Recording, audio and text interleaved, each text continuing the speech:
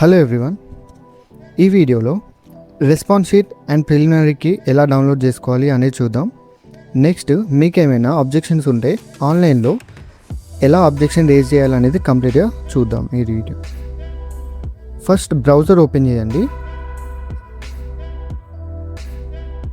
TG website 2026 అని type చేశాక వచ్చే ఫస్ట్ లింక్ పైన క్లిక్ చేయండి. ఇక్కడ కొంచెం కిందికి స్క్రోల్ చేస్తే ఆన్లైన్ అప్లికేషన్ కింద డౌన్లోడ్ రెస్పాన్స్ షీట్ అని ఉంటుంది, దానిపైన క్లిక్ చేయండి. క్లిక్ చేశాక ఇక్కడ మీ డీటెయిల్స్ కొట్టండి. Hall ticket number, registration number, date of birth. ఈ 3 డీటెయిల్స్ ఎంటర్ చేశాక గెట్ క్యాండిడేట్ రెస్పాన్స్ షీట్ మీద క్లిక్ చేస్తే మీ రెస్పాన్స్ షీట్ ఉంటుంది, దాన్ని ప్రింట్ చేసుకోండి. నేను ఆల్రెడీ ప్రింట్ తీసుకున్నాను. సో మీ రెస్పాన్స్ షీట్ అయితే ఇలా ఉంటుంది. మీకు వచ్చిన క్వశ్చన్స్, సో ఇక్కడ క్వశ్చన్ ఐడి ఉంటుంది అండ్ చూస్ అన్ ఆప్షన్, అంటే మీరు ఎగ్జామ్ హాల్లో ఈ క్వశ్చన్కి ఏ ఆప్షన్ పెట్టారు అనేది ఇక్కడ కింద ఉంటుంది క్వశ్చన్ ఐడి కింద. అండ్ ఈ క్వశ్చన్కి కరెక్ట్ ఆప్షన్ ఏంటి అనేది గ్రీన్ కలర్లో టిక్ మార్క్ చేసి ఉంటుంది. సో ఈ ఆప్షన్ని, మీరు పెట్టిన ఆప్షన్ని రెండింటిని కంపేర్ చేసి కరెక్టా కాదా అనేది మీరు తెలుసుకోవచ్చు. నెక్స్ట్ అబ్జెక్షన్ ఎలా రేజ్ చేయాలి. ఫర్ ఎగ్జాంపుల్, నేను క్వశ్చన్ నెంబర్ 1 మీద నాకు అబ్జెక్షన్ ఉంది. సో ఇది కరెక్ట్ ఆన్సర్ కాదు అనుకోండి, నేను అబ్జెక్షన్ రేజ్ చేయాలనుకుంటున్నా. అప్పుడు ఏం చేయాలంటే మీరు మాస్టర్ క్వశ్చన్ పేపర్ని డౌన్లోడ్ చేసుకోండి. సో కొంచెం కిందికి స్క్రోల్ చేశాక డౌన్లోడ్ రెస్పాన్స్ షీట్ కిందనే డౌన్లోడ్ మాస్టర్ క్వశ్చన్ పేపర్ అని ఉంటుంది, దాని మీద క్లిక్ చేసి సేమ్ అక్కడ ఎలా అయితే డీటెయిల్స్ ఇచ్చారో hall ticket number, registration number and date of birth 3 details ఇచ్చేసి గెట్ క్వశ్చన్ పేపర్ మీద క్లిక్ చేస్తే మీకు క్వశ్చన్ పేపర్ అనేది వస్తుంది, దాన్ని డౌన్లోడ్ చేసుకోండి. సో ఆ పేపర్ అనేది ఇలా ఉంటుంది. మీది ఏ షిఫ్ట్ అనేది కంప్లీట్గా డీటెయిల్స్ ఇక్కడ ఉంటాయి. కొంచెం కింద స్క్రోల్ చేస్తే క్వశ్చన్స్ అనేవి లిస్ట్ అవుతూ ఉంటాయి. మీకు ప్రతి షిఫ్ట్లో ఎట్లుంటుందంటే సేమ్ క్వశ్చన్సే కానీ జంబుల్ అయ్యి వస్తూ ఉంటాయి. మీ రెస్పాన్స్ షీట్లో క్వశ్చన్స్ అన్నీ కూడా జంబుల్డ్ అయి ఉంటాయి. మీరు అబ్జెక్షన్ రేజ్ చేసినప్పుడు వెరిఫికేషన్ కొంచెం డిఫికల్ట్గా ఉంటుంది, అందుకని వాళ్ళు మాస్టర్ క్వశ్చన్ పేపర్ని ప్రొవైడ్ చేస్తారు. మీరు అబ్జెక్షన్ రేజ్ చేసేటప్పుడు ఈ మాస్టర్ క్వశ్చన్ పేపర్లో డీటెయిల్స్ ఎలాగైతే ఉంటాయో ఆ డీటెయిల్స్ని ఎంటర్ చేయాల్సి ఉంటుంది. సో దానికి ఏం చేయాలి అంటే, ఇక్కడ నేను ఫస్ట్ క్వశ్చన్ మీద అబ్జెక్షన్ రేజ్ చేయాలనుకున్నాను అనుకోండి, ఇక్కడ క్వశ్చన్ ఐడి కనబడుతుంది కదా, ఈ క్వశ్చన్ ఐడిని కాపీ చేసి మీరు మాస్టర్ కీలో క్వశ్చన్ ఐడిని సెర్చ్ చేయండి.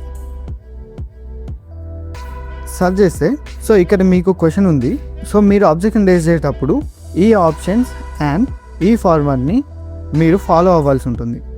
సో దీన్ని సేవ్ చేసి పెట్టుకోండి. సేమ్ వెబ్సైట్కి వెళ్ళి కొంచెం కిందికి స్క్రోల్ చేస్తే అబ్జెక్షన్స్ ఆన్ ప్రిలిమినరీ కీ అని ఉంటుంది, దానిపైన క్లిక్ చేయండి. ఇక్కడ కొన్ని రూల్స్ కనబడతాయి. సో మీరు ఒక 3 గైడ్లైన్స్ ఫాలో అవ్వాల్సి ఉంటుంది. ఫస్ట్ వన్ వచ్చేసి క్వశ్చన్ని రేజ్ చేసేటప్పుడు మాస్టర్ క్వశ్చన్ పేపర్లో ఉన్న క్వశ్చన్ ఐడి అండ్ ఆ క్వశ్చన్ ఫార్మాట్ని ఫాలో అవ్వాల్సి ఉంటుంది. సెకండ్ వన్ వచ్చేసి ఒకవేళ మీరు మల్టిపుల్ క్వశ్చన్స్ మీద అబ్జెక్షన్ ఉంటే మీరు ఆ క్వశ్చన్స్ అన్నిటిని ముందే నోట్ చేసి పెట్టుకోండి.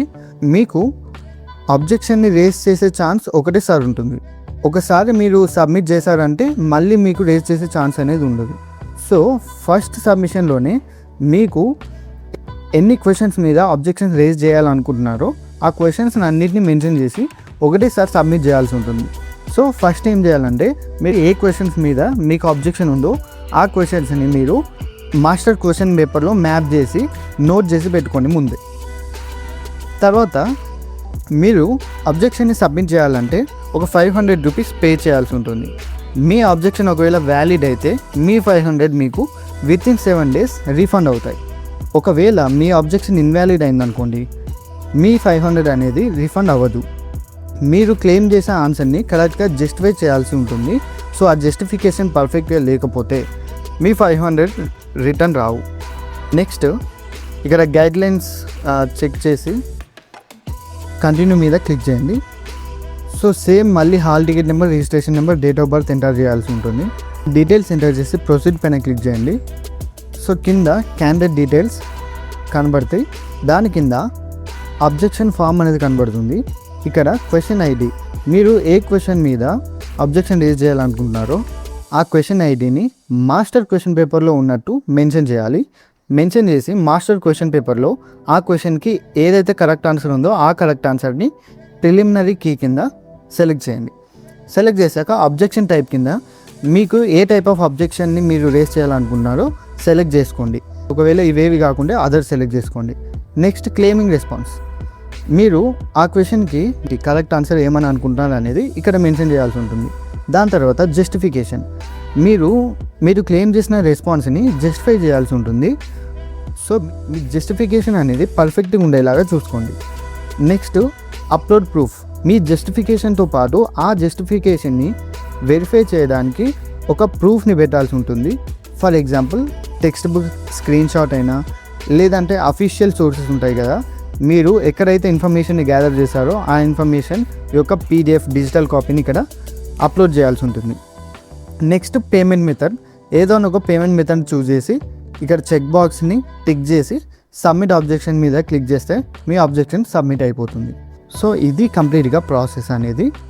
మీకు ఇంకా ఏమైనా డౌట్స్ ఉంటే కింద కమెంట్స్లో రాయండి. Thanks for watching.